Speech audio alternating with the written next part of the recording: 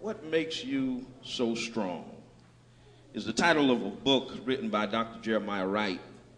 It is the question posed to the black woman. What makes you so strong, black woman, is what he asks. He, like others, wonders how could the black female withstand her fall from the African gardens of Eden to endure 400 years of plantation bondage and to wander through the Malay wilderness experience of America. How is it that after being the mother of ancient civilizations and the mammies to some of the country's founders and presidents, after years of being messed on and messed over, after years of being walked on and walked out on, how is it that the pharaohs of this land fail to kill your spirit? How is it that you still bear the wisdom of the Queen of Sheba and the courage of Queen Esther after all that this world has done to you, the abuse and the misuse, after all that the black man and the white man have exploited and humiliated? What makes you so strong? How is it that you can do all that you do? After this country and its culture has taught you to loathe your appearance, your broad hips and thick lips. Am I in the right house? Your short, kinky hair and blue-black skin, after years of straightening hot combs and burnt scalps and no-lie relaxers, after years of bleaching and weaving, what makes you still so strong? What makes you Maya Angelou's phenomenal woman? What makes you Destiny Child's independent woman? Is it really the sun of your smile, the ride of your breast, the grace of your style? What makes you so strong? How can you rule a nation like Queen Cleopatra, yet lead your people out of bondage like Harriet Tubman? How can you run fiercely like Flojo and yet walk gracefully like a Halle Berry? Brothers, say amen. You can dispense justice like a Judge Glenda Hatchett and yet legislate like a Maxine Waters. What makes you sing like a Patti LaBelle yet preach the gospel like a Cynthia Hale? What makes you so strong? By what power or by what name do you do what you do? Ted Koppel wants to know. Brian Williams wants to know. All inquiring minds wants to know. My sisters, what makes you so strong? Well, I don't know about you, but I tend to believe that some of the answers lie within the actions of those ancient women that we see in our text. We see here two midwives. We see a Levite mother. We see an Egyptian princess and a young watchful sister. And I believe the key to your strength lies within the circle of wisdom connecting these sisters with diverse backgrounds, yet one common goal, and that is to provide an ark of safety so that others can survive. The key to your strength lies in the circle of these five women. Now, these are not super women, but they are strong women. They don't have the economic clout of an Oprah Winfrey, but they had the faith of the widow of Zarephath. They did not have the political power of a Maxine Waters, but they could get a prayer through to the heavens like Sister Hannah. They could not sing a lullaby like Lauryn Hill, but when it came time to testify to the goodness of God, they could dance like Miriam and magnify the Lord like Mary. These women are mothers who knew how to love. They are daughters who knew how to have compassion. They are sisters who knew the right time to intervene. These are women that most of us come from.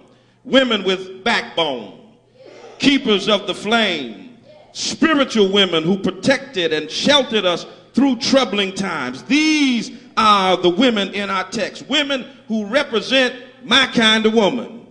Is that your kind of woman too? Amen. Women who are bringing into creation the new millennium man. Women working together to save an endangered generation. The key to your strength can be seen in the action of these women during perilous times. And brothers and sisters, these are perilous times. These are times whereby our eyes are witnessing some of the most devious attacks on future generations of our people. These are times whereby we still find ourselves living in a land of pharaohs. It's quiet in the building. Pharaohs whose agenda is to turn back the hands of time and take back all that was gained during the civil rights movement of our people. These are the days when folks want to have a tea party and deny the right of every citizen just to have health care or to share the wealth of the world and to live in peace with others in the world. In this land of pharaohs, governments would rather build more prisons to house young black men instead of building more schools to educate them. Politicians are trying to dismantle any type of gun control and put more guns in the hands of our youth rather than put a budget together which would create more jobs and opportunities. In this land of pharaohs, racial profiling and false arrests are still a reality.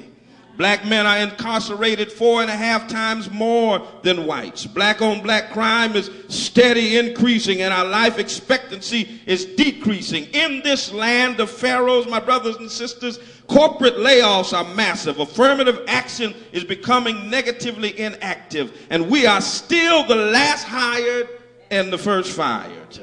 We are being afflicted with adult illiteracy, teenage pregnancy, high rates of infant mortality. In this land of pharaohs, we are being told to make bricks without straw. We have faith-based initiatives, but our people show no initiative to demonstrate faith. Yet God is still on our side. God is still watching and moving. God is still watching over us. Pharaoh has increased our labors, and yet we are still not broken. He has decreased some of our wages, and yet we are still striving. He has thrown his very worst at us, and yet we as a people go stronger and wiser. We've been given less, and yet we are still doing more. God is on our side.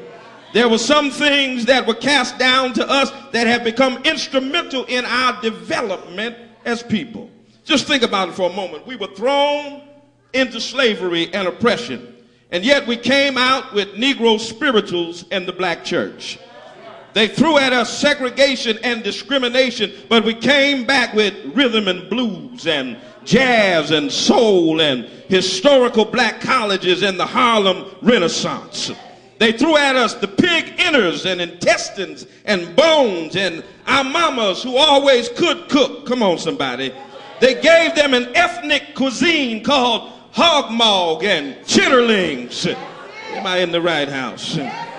Pharaoh increased our burdens, yet we still achieved and survived. Due much to the strength of these strong women. What makes you so strong? And so my question still stands. What makes you strong, my mother? What makes you strong, my sister? What makes you strong, my auntie, my friend? What words of wisdom can you give to this new generation of women? How can we create more women of God and less hoochie mamas? Less dime pieces and honeys? Somebody ought to say, go on and preach, Pastor. How can we introduce to the world more debutantes with integrity rather than vixens with attitude?